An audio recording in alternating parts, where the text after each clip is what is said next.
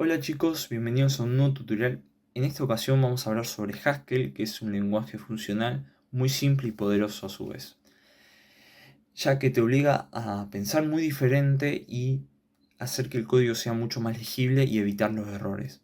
En este tutorial vamos a ver lo esencial para pensar desde cero en este hermoso lenguaje de programación.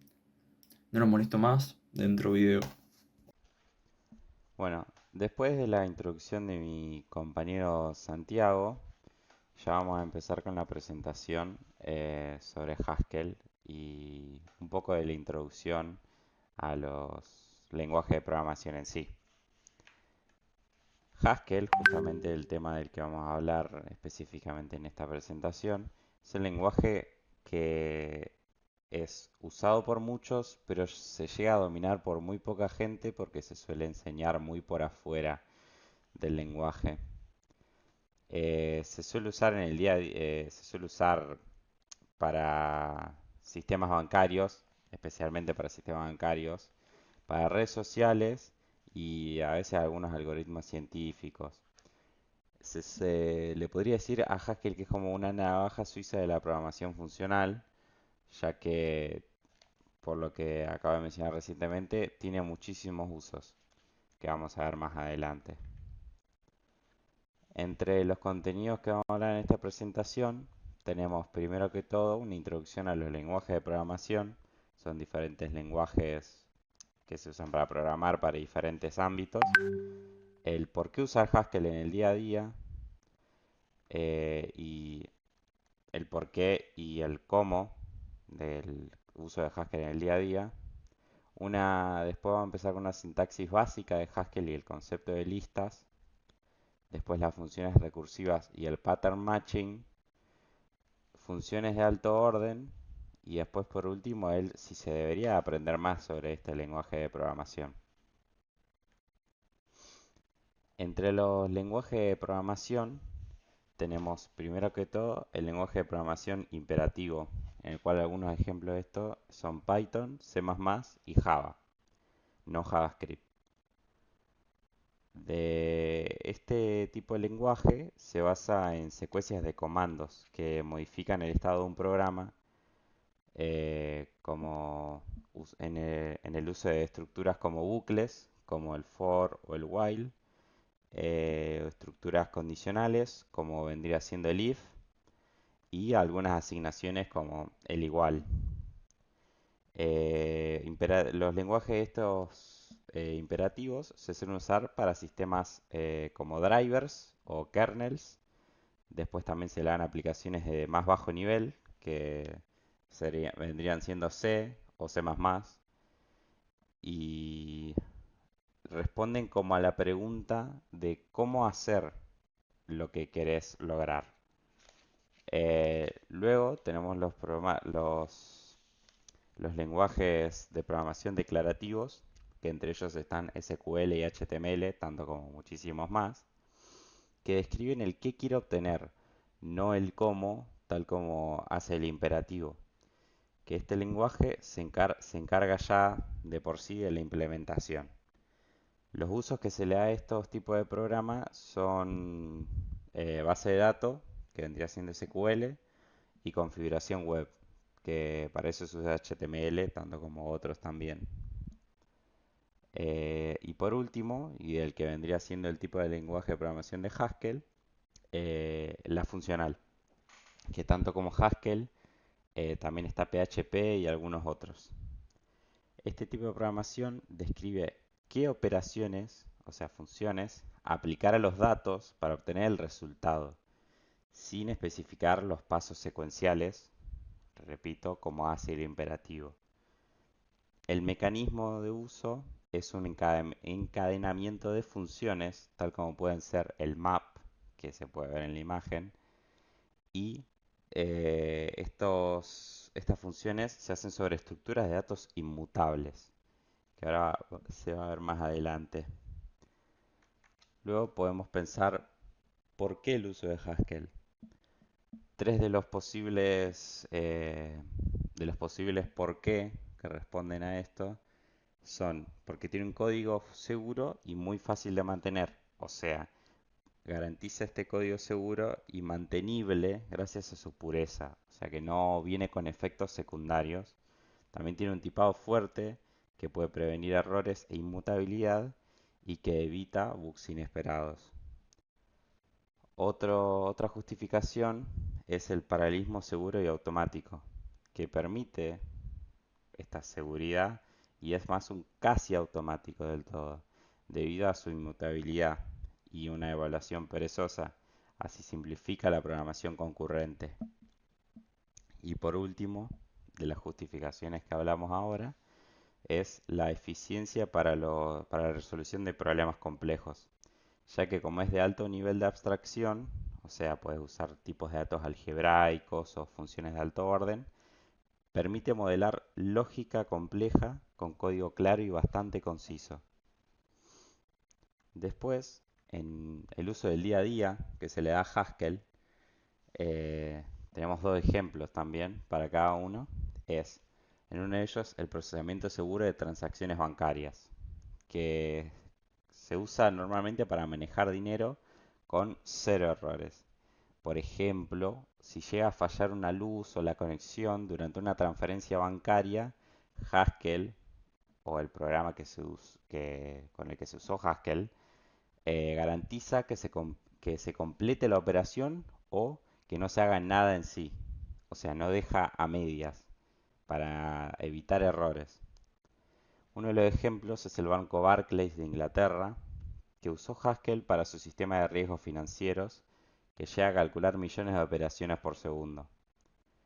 El otro ejemplo del día a día con Haskell es que se usó para filtrar spam en redes sociales, que permite analizar millones de posts en segundos y diferenciar spam de contenido real. El ejemplo que es el más conocido es que Facebook creó este programa Sigma, que es un filtro anti-spam, que se hizo en Haskell con reglas bastante complejas. Y bueno, pasando ahora a las funciones en Haskell, que ahora mis compañeros les va a seguir hablando sobre esto. Ahora yo voy a hablar de cómo definimos una función en Haskell.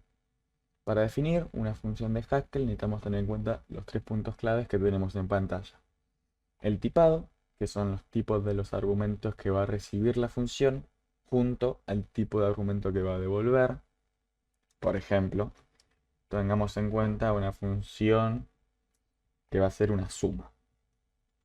Tenemos que lo primero que tenemos que hacer es elegir el nombre de la función, que tiene que empezar con minúscula, poner el nombre, dos puntos para avisarle a la computadora que ahora vamos a ingresar los tipos de datos que va a tener que pedir la función, y posteriormente cada tipo de dato que vaya a recibir, separados por flechas armadas con un guión y un menor, tal que así.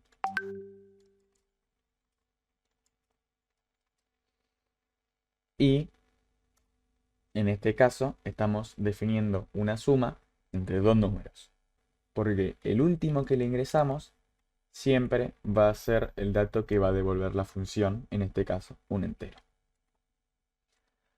Segundo, tenemos los parámetros.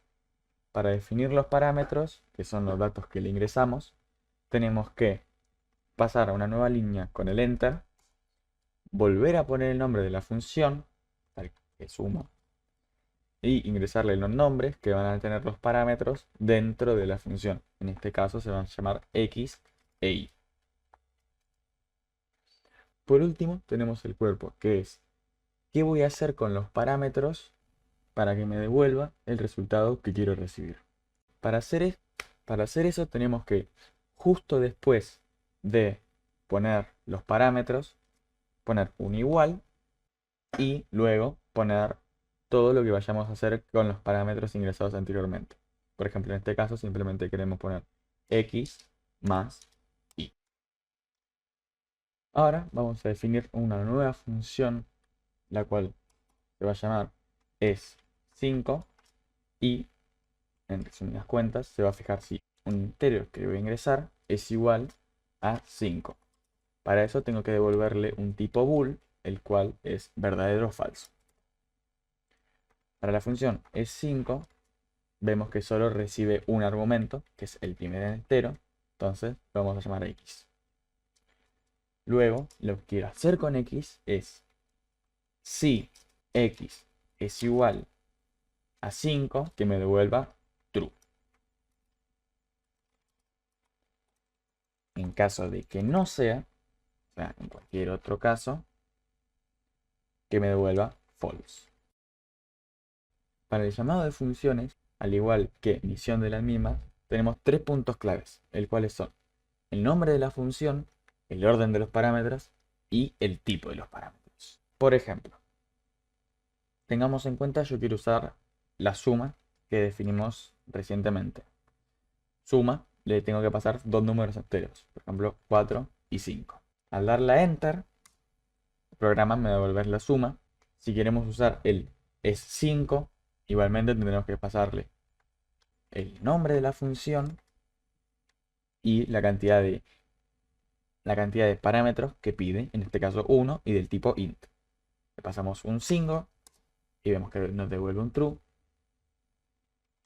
Si queremos ver si está bien en los casos incorrectos, le pasamos un número que no es a 5, por ejemplo 9,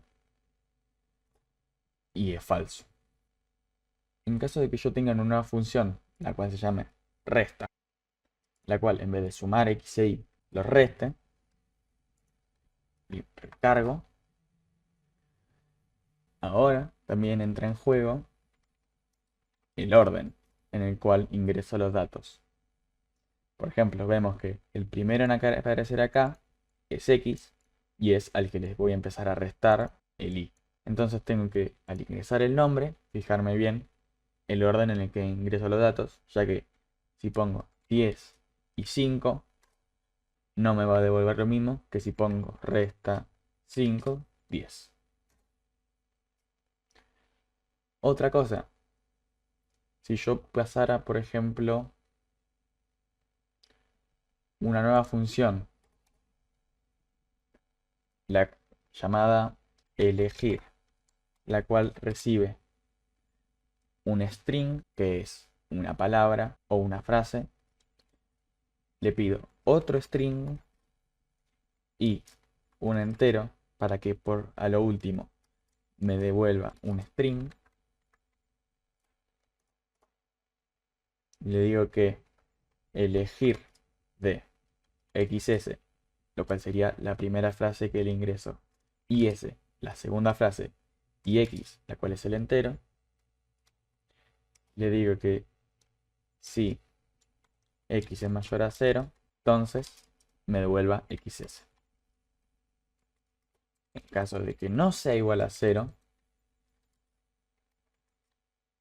le pido que me vuelva is.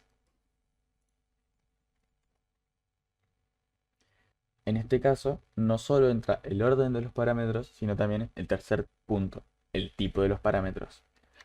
Porque ahora no solo no me va a devolver lo que yo quiero, sino que si me confundo de lugar una frase con un entero, por ejemplo 5, y después ingreso frase 2, me va a tirar error debido a que tengo que poner en orden una frase, otra frase y por último el entero. En el caso anterior, la función no funcionaba solo por el orden, sino debido al tipo también de los parámetros. Porque al interrumpir el orden de los parámetros, estaba incumpliendo los tipos que me pedía. Por ejemplo, con la segunda función que definimos, es5, nos pide un entero. Si yo no le paso un entero, le paso un carácter, como podría ser C, me va a tirar error. Si también le paso un número, pero con coma, también me va a tirar error, debido a que 5.0 pasa de ser entero a flotante. Para que las funciones que yo defino operen correctamente, tengo que siempre fijarme de pasarle los tipos de datos que me pide. ¿Qué es una lista? Una lista es un conjunto de datos unidos. Puede definirse de manera recursiva y una lista recursiva es una lista vacía o un elemento unido a otra lista. Esta lista a la que está unido ese elemento puede ser un elemento unido a una lista o otra lista vacía. Así hasta que todos los elementos estén unidos a una lista vacía. Para escribir una lista tenemos que utilizar los corchetes y puntos separando los elementos de la lista.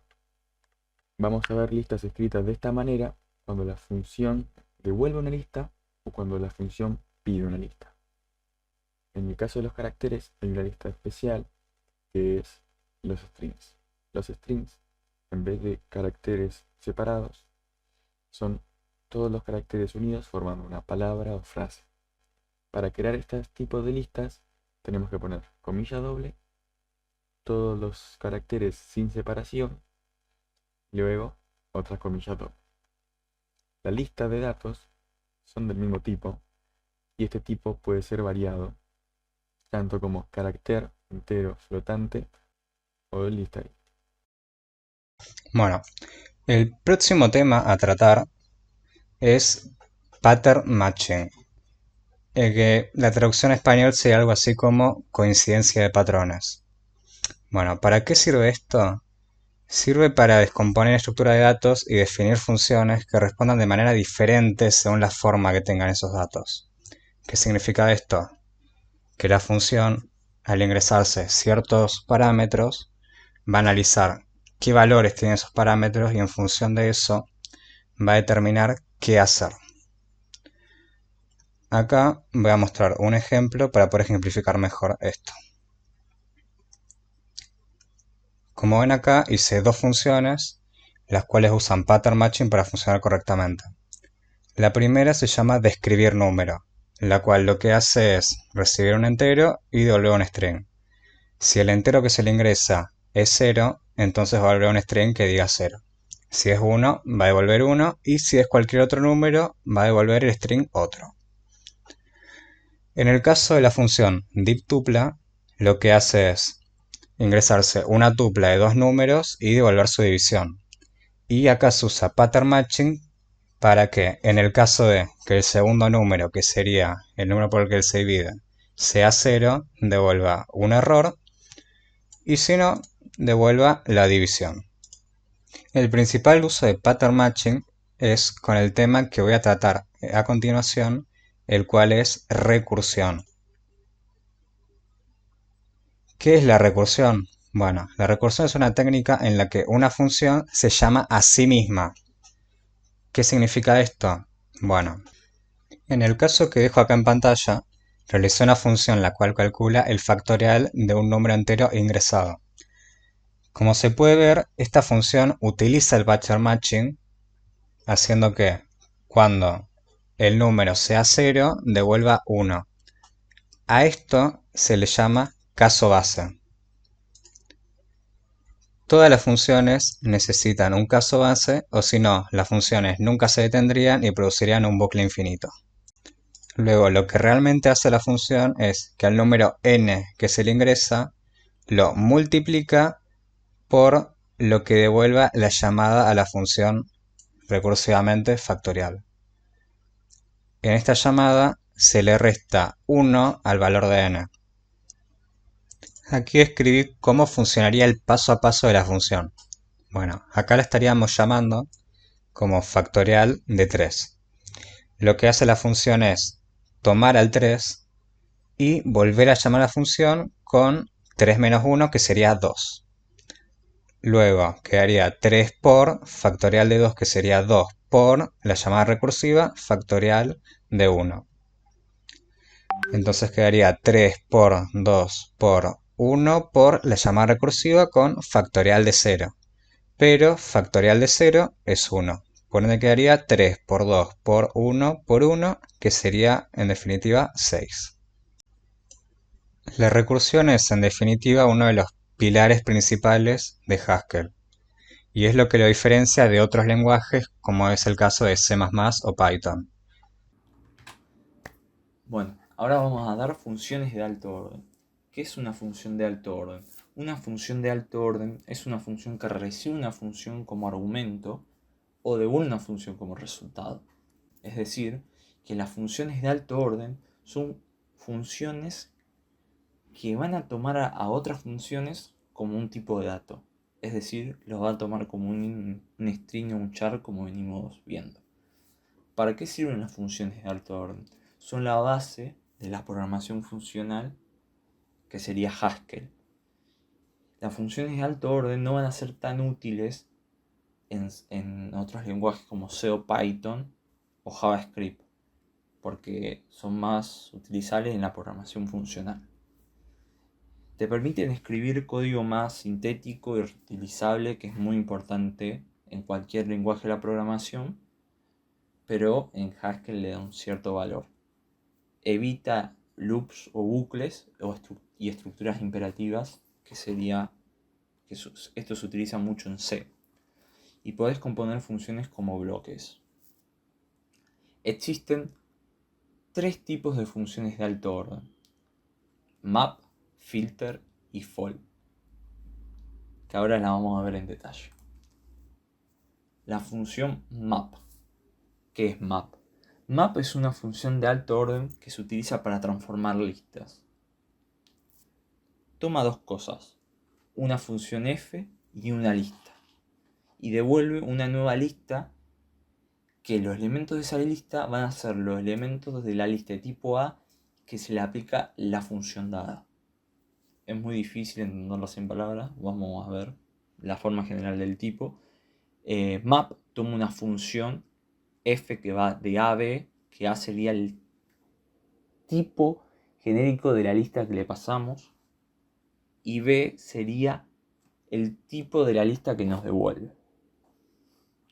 Es decir, que en este ejemplo, el tipo de A sería entero y el tipo de B va a ser también enteros. Y la función f va a ser el cuadrado. Entonces, la lista que le pasamos va a ser 1, 2, 3 y 4 y 5. Y la lista que va a devolver va a ser los cuadrados de toda la lista que le pasamos. Por ejemplo, va a devolver el cuadrado de 1, que es 1, el cuadrado de 2, que es 4, el cuadrado de 3, que es 9, el cuadrado de 16, de 4, que es 16, y el cuadrado de 5, que es 25. Esto nos sirve porque es más claro y conciso que utilizar un bucle, en Haskell obviamente, y además te obliga a pensar en transformaciones y no en una instrucción paso a paso como en los lenguajes imperativos. Y aparte hace que el código sea más declarativo y conciso, como dijimos antes.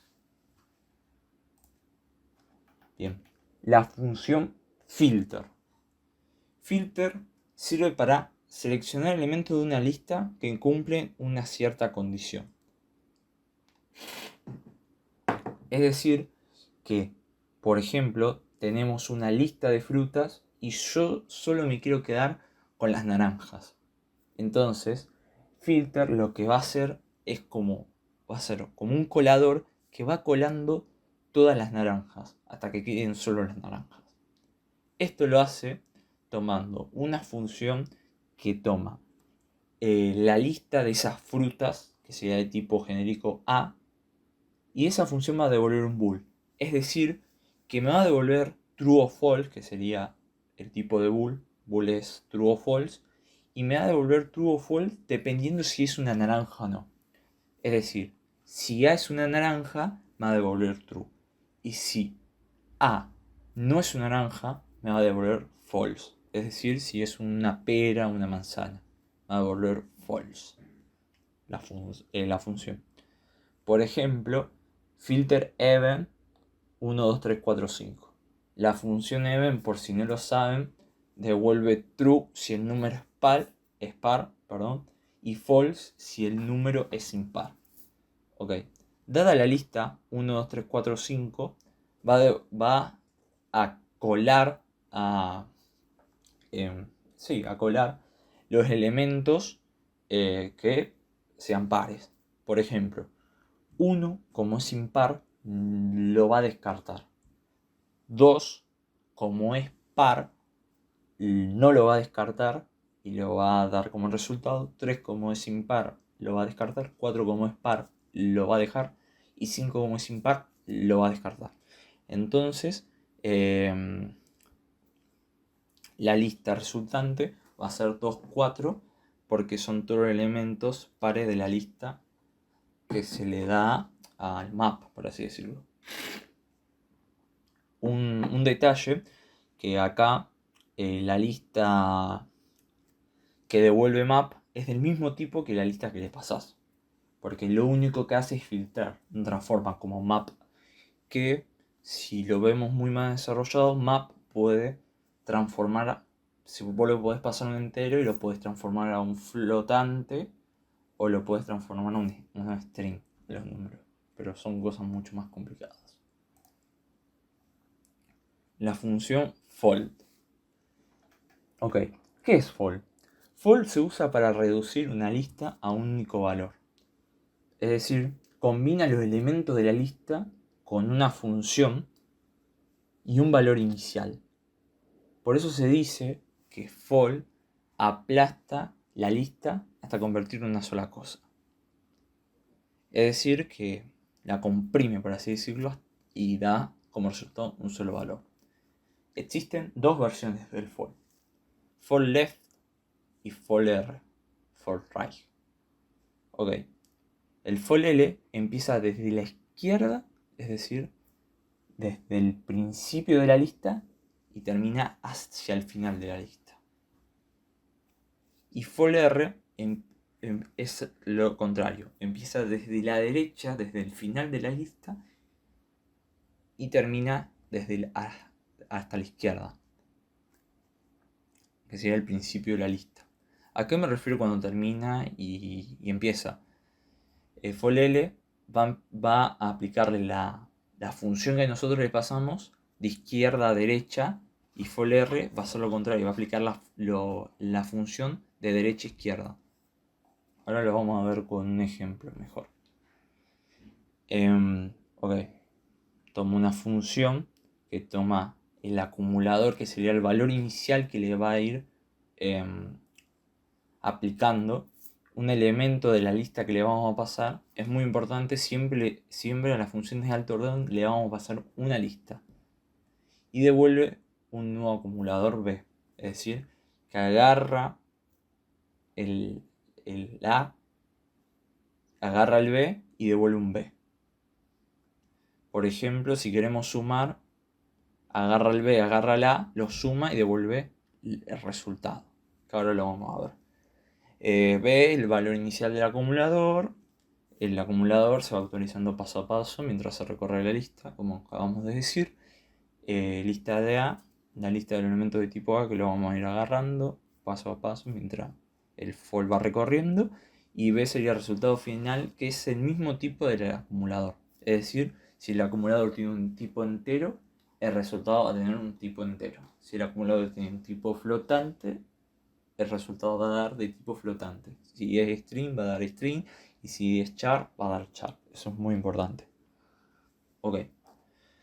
Un ejemplo de estos es for left, que le pasamos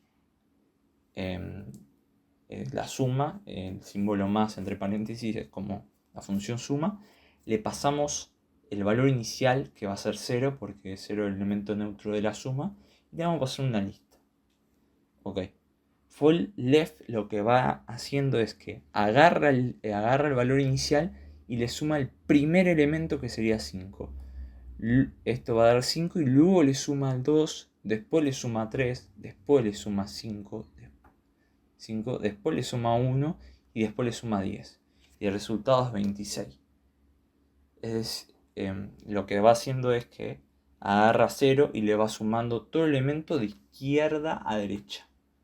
En cambio, el fold R hace lo mismo, pero inversamente. Es decir, que empieza desde el final de la lista. Agarra, le suma 10, después le suma 1, después le suma 5, después le suma 3, después le suma 2 y después le suma 5. Es lo mismo, pero... Y me van a decir, ¿para qué sirve for left y for R? Si en este caso hacen lo mismo. Bueno, por eso.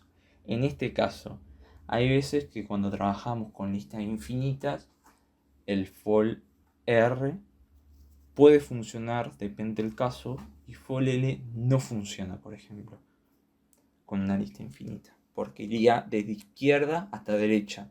Y como no tiene fin la lista infinita, sería un bucle infinito y el compilador de Haskell no va a tirar error.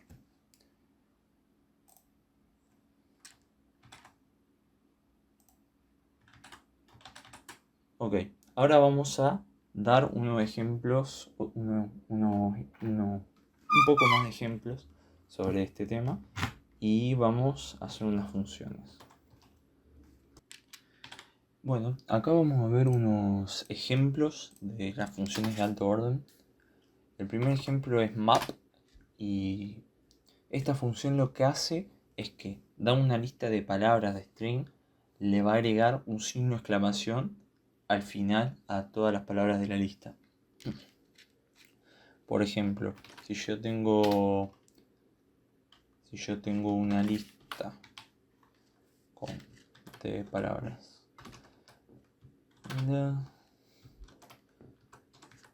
y Haskell, lo que va a devolver esta función va a ser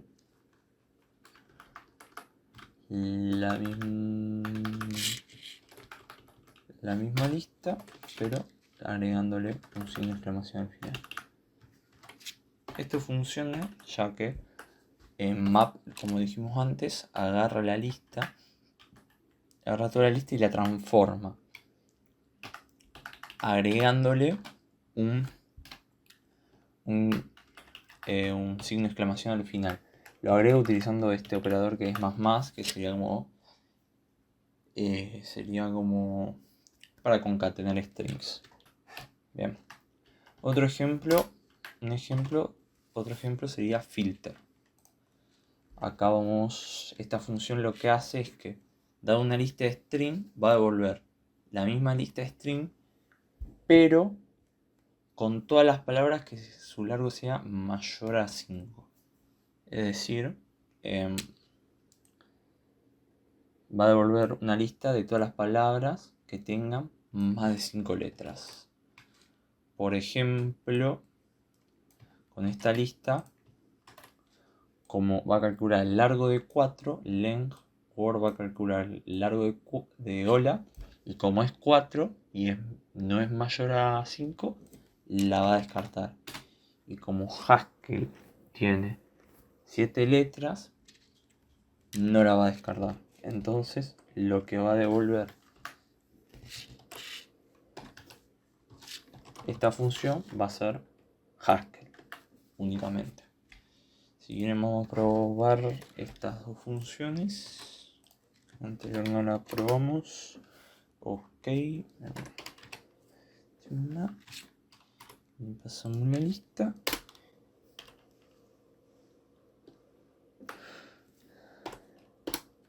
Y ahí le agrega un signo de exclamación al final. Ok, ahora vamos a probar la de filter.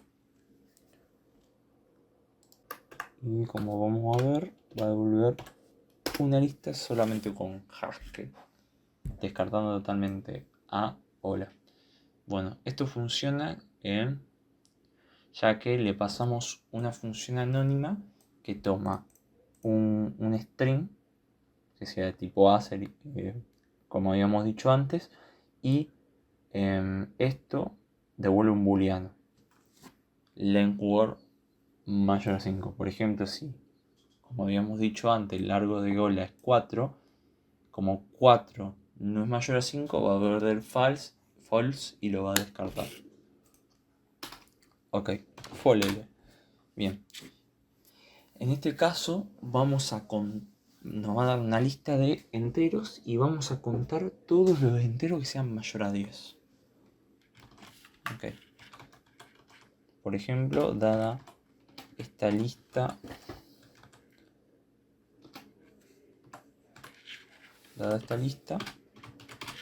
como va a devolver la cantidad de enteros que sean mayores a 10. Entonces va a devolver como 1 no es mayor a 10, no, como acá agarra el X de la lista y como X no es mayor a 10, va al else, que sea el falso, y devuelve el acumulador, que es 0. Después va con 2. 2 no es mayor a 10, devuelve el acumulador, devuelve 0. 3 no es mayor a 10, devuelve 0. Así. Después, como 11 es mayor a 10, hace acumulador más 1. Entonces el acumulador vale a pasar 1. Después, como 12 es mayor a 10, el acumulador pasa a valer 2. El acumulador pasa a valer 2. Como es mayor a 18, el acumulador pasa a valer 3. Y como 5 no es mayor a 10, el acumulador se queda en 3. Y como se termina la fila, como se termina la lista, termina la función, por así decirlo. Vamos a probarla. Y vamos a pasar esta lista. Y me devuelve 3. Ok. La última función con folder. Ok. Esta función lo que va a hacer es que dada una lista de string, va a devolver todos los strings, pero entre medio de los strings va a haber espacios. El acumulador en este caso va a ser un string vacío, ya que vamos a ir metiendo todas las palabras adentro de este string vacío. De la manera tal que hay una función que toma una palabra de la lista de palabras y está el acumulador que es el string vacío. Entonces lo que vamos a hacer es que al acumulador le vamos a sumar un espacio y después le vamos a insertar la palabra. Por lo tanto, si agarramos esta lista como ejemplo, y vamos a agregarle una palabra más que va a ser bueno, entonces quedaría un string vacío, le agregamos un espacio e insertamos la primera palabra. Después un espacio, insertamos la segunda palabra. Y después un espacio más, insertamos la tercera palabra. Como habíamos dicho, esto es lo que hace concatenar strings. Entonces, si guardamos y hacemos esto, lo compilamos, esto va a devolver. Y le pasamos la lista. Esta lista le vamos a pasar. Nos va a devolver lo que habíamos dicho. Ah, no. Acá error mío, perdón. Como es for R, empieza desde la derecha hacia la izquierda. Entonces te la devuelve al revés. O sea, te la devuelve así. Sí, error mío. Pero lo que podemos hacer, para que quede como había dicho yo, es a esto hacer un reverse. Si no saben lo que es reverse, reverse sería como dar vuelta. Le hacemos un reverse y se daría vuelta. Pero no hace falta. Solo porque cometí ese fallo. Bueno. Esto es todo en funciones de alto orden. Luego de haber aprendido todos los contenidos que son en este video, probablemente te estés preguntando si tiene sentido seguir aprendiendo sobre Haskell. Y la realidad es que sí. Haskell y la programación funcional en general hacen que pienses distinto a como lo harías en la programación imperativa, de una forma más clara y de cierta forma más precisa. Y al final del día no solo te sirve para este lenguaje, sino que también te sirve para cualquier tipo de lenguaje porque te ayuda a pensar, no solo a resolver problemas de forma mecánica. Y si estás estudiando algo relacionado con la computación, probablemente aprender este lenguaje que te sirva un montón, ya que realmente te ayuda a pensar distinto. Lo digo como un estudiante de informática. Así que bueno, si te gustó el video, no te olvides de darle like, suscribirte y darle a la campanita, para para así apoyar nuestro canal y estar enterado de los videos que vamos a ir subiendo. Nos vemos en la próxima.